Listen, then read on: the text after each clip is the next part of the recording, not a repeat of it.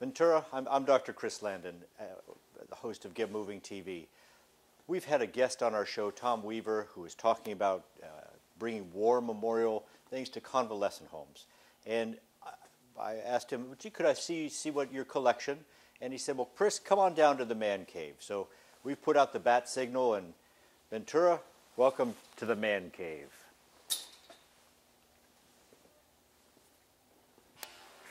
Hello, Dr. Landon. Hi, Tom.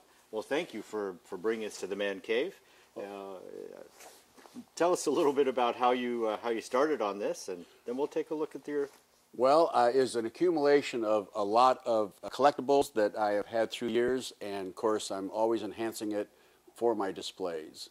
Well, let's go on in. Okay, there's a lot to look at.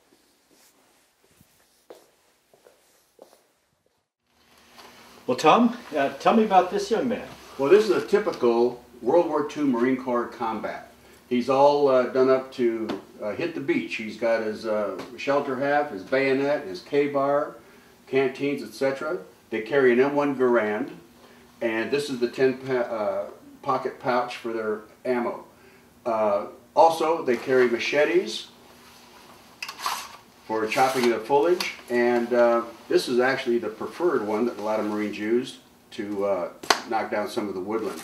Some other little trivia on this is, one is, the Marines always never snapped their helmets because they found that when a round went off, a percussion round, it could actually take their head off as the pressure would build through the pot, so they always left them undone.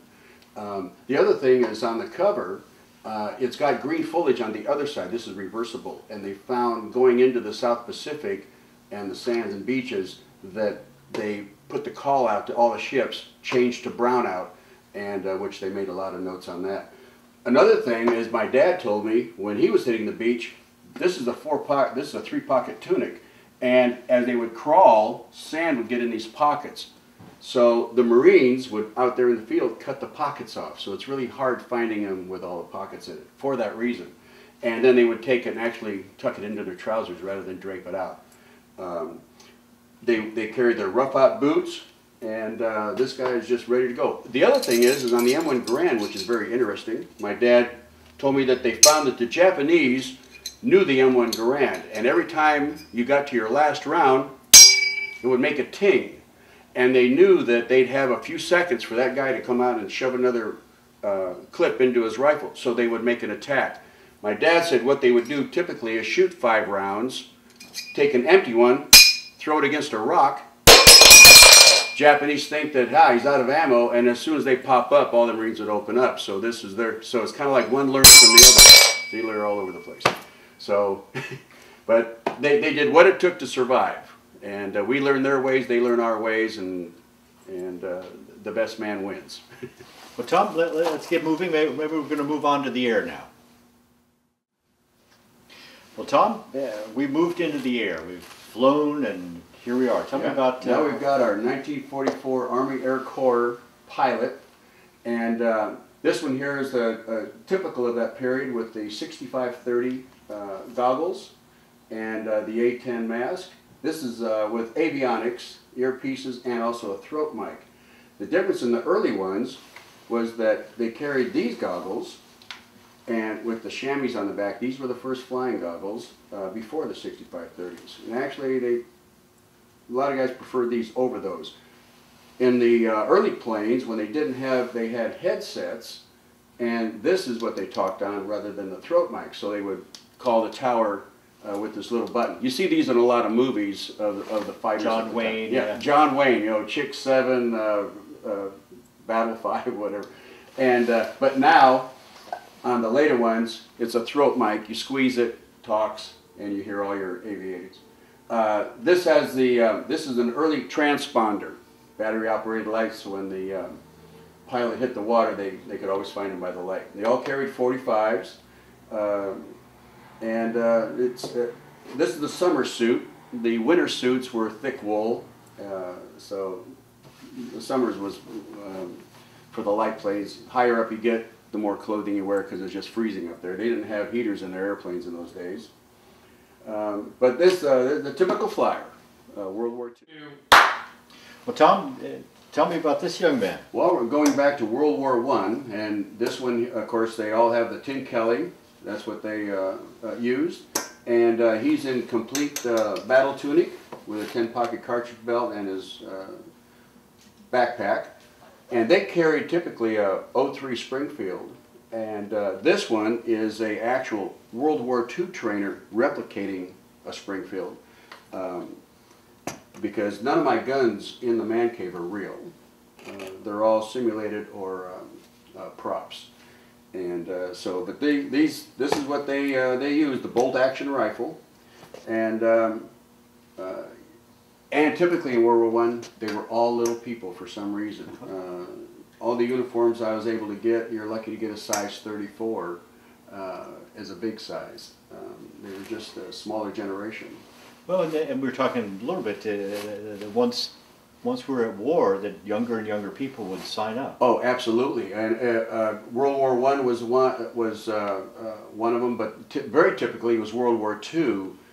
Kids 16 to 17, because of Pearl Harbor, would lie about their age to get in the service. And so we had a lot of youngsters. And my dad was in at 21 prior to the war, and they were calling him the old man because he had a lot of kids below him. So yes, very typically they use the service either to get out into the world and or serve their country. Mostly that. All right. Well, I think we have a good understanding. People were smaller. Everybody's signing up younger. Yeah. And size 34 was big. Yeah. So let's get moving on. Tom, we seem to be into a different era. Everybody's a little bigger, or weapons are different. Yes. This is a Vietnam soldier, and he's done up in the green woodland.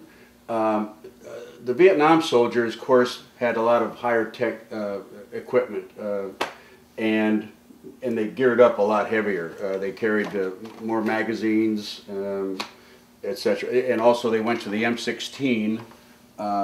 In the early part of Vietnam, they used the M14 and found out it wasn't working good in the jungle, and they went to the M16. The unfortunate thing about that weapon, when it was first developed, they found in several battles we lost many soldiers, because when they come to the battle scene, the casualties were on the ground with their rifles field stripped, so they were having problems getting them to shoot, and the enemy overran them. And that's when they then became with the forward assist, so that if the round didn't go through the chamber, you could push it through. And this, saved them. Most part, everybody hated the M16 in the early years. Now they developed it quite well, and it's a great weapon. But these guys were geared out with hand grenades and naturally 45s. They had earplugs. Their helmets, of course, the steel pot, still the steel pot. What the soldiers there used to put graffiti on their helmet covers, and very Americana.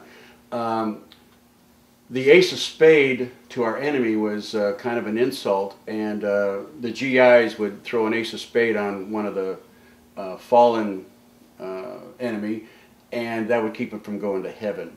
And so it was kind of to dishonor them. Everybody was doing mind games. One was, because of the climate being very damp, they had to keep our clips in these plastic bags.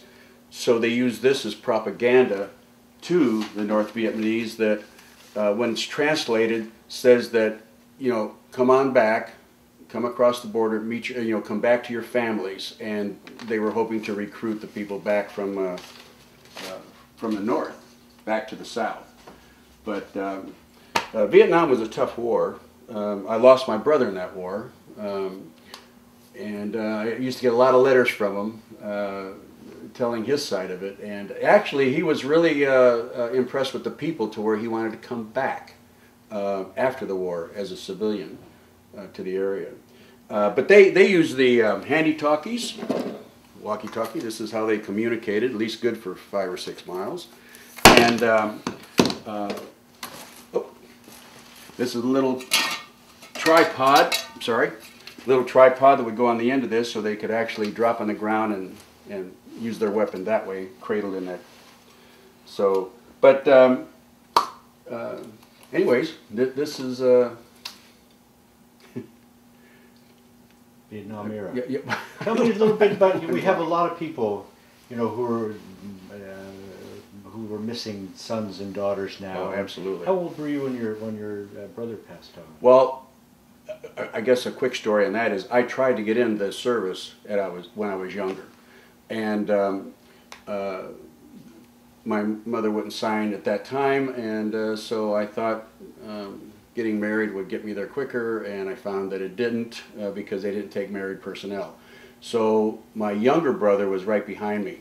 I did carry that guilt a while because I thought I was the one that should have been over there rather than my younger brother. And when he didn't come back, it really hit hard. But yeah, he was 19 when he was killed, and at that time I was 23. So yeah, I felt that the wrong one went because it should have been the older brother. But anyways, and it was just unfortunately we were just starting to be great friends because being the younger brother, I used to have to drag him around with me, and then all of a sudden we get into that period of our car interest and hobby interest became the same, and we were getting really close. So it was a misfortune. But that's what war does. It's sometimes, unfortunately, necessary to keep us our freedom. And as you can see in my man cave, I am a flag waver. I enjoy our country and I respect our country a lot. But we have a lot here. I have a lot of entertainment as I look around, and I get to touch history. Often. Well, tell me more about this touching history. We talked a little bit on a previous show, but how that began was when I was young and my dad saw my interest in military. We'd go out. He'd take me to places, and every time I reached for something, he says, "Hold it, son. You're touching history. Respect it." I was able to keep that name. So we talked about just touching history. When you go to a convalescent home, you might, do you bring these young men Exactly. along? What I do is I bring some of my mannequin forms and sometimes the big guys, if I have room there. And I find that with the old vets, especially in the dementia wards and Alzheimer wards, visual and touching things gives them their history back because they remember things. They may not really be into what's going around in that day, but when they come up and they touch a helmet or a simulated rifle or a piece of field gear, I've had conversations where they just strike up and they can tell me where they were, what they did, and what their rank, and then they'll go get plaques off their wall and say, "This is me," and their awards and medals that the family has done it for them, which really makes me feel good that I can stimulate that memory and give their history back for maybe a short period, but they get it. Yeah, and it's a lot of fun. So they get to touch their own history. They get to touch their own history there, right? They can reflect on it, which is really nice. So, all right. Well, we're going to get moving on to the rest of this man cave. So come on, Tom. Let's take a look at some other things. There's a lot to look at. Well, Tom, you know, we've all seen the movie Top Gun with Tom Cruise, and it's a great story, but this jacket seems to have a lot of stories attached to it too. Yes, and this is the real thing. He not only was a Top Gun pilot, he actually taught in the Top Gun school. Also flew with the Blue Angels, and his history is in Vietnam. He was awarded the Medal of Honor, and his code name was Fish. And an interesting thing about Jerry is that he married one of the original Musketeers, Darlene, and an absolute beautiful, wonderful lady. And when she was on TV, she was about this short, and she is still about that short, just as cute as a bug. And she told me the story about Jerry, that he got this award in Vietnam for saving 20 people, and he never bragged. And matter of fact, he never bragged about having the award, and he always felt that he didn't deserve it. It's the 10 he didn't save, he said, should have gotten the award, and was always very uncomfortable about it. And she learned over the years not to mention it because that would anger him, that he'd have to explain. So he kept that very private, and as many of the recipients do. It's just something they're not totally proud of.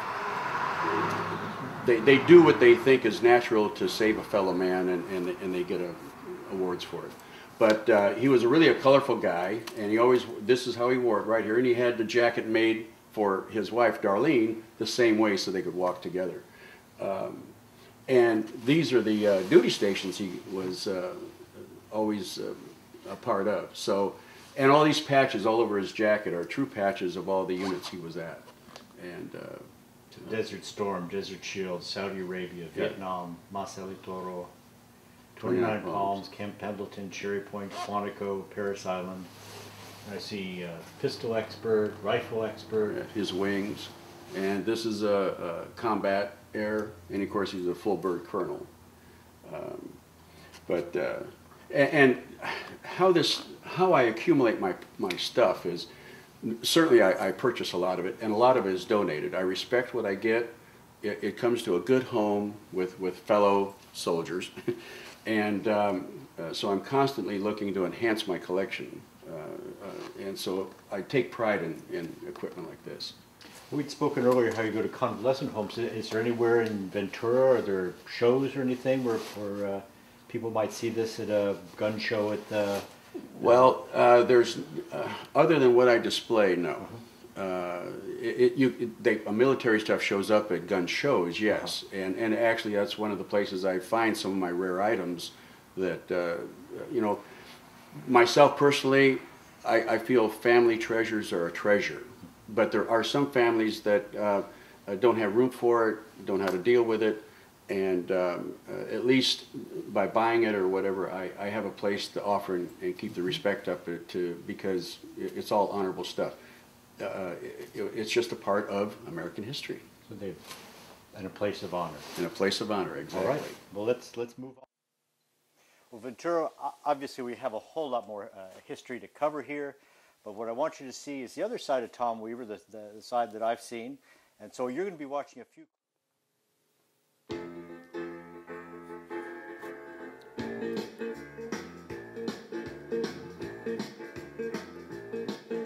When I walk through that door, baby, be polite.